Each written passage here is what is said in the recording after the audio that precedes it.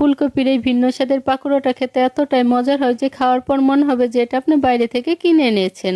বাইরে থেকে কিনে আনার দরকার কি, সহজেই তো আপনি ঘরে তৈরি করতে পারেন। পাকোড়া তৈরি করার জন্য এখানে আমি মাঝারি সাইজের একটি ফুলকপি বড় টুকরো করে কেটে তারপর গরম জলে লবণ দিয়ে ভাপিয়ে নিয়েছি।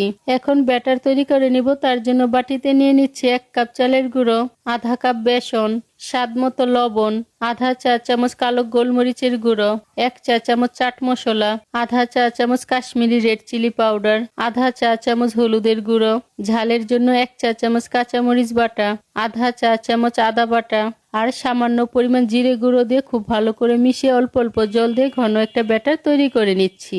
ব্যাটারটা আমার তৈরি করে নেওয়া হয়ে গিয়েছে আর ব্যাটারের ঘনত্বটা ঠিক এরকম হবে। পাকোড়াগুলোকে ভাজার জন্য এখানে কিছু ব্রেড ক্রাম্বস নিয়েছি। এখন ফুলকপিগুলো ব্যাটারে চুবিয়ে এই ব্রেড ক্রাম্বসে গড়িয়ে নিচ্ছি।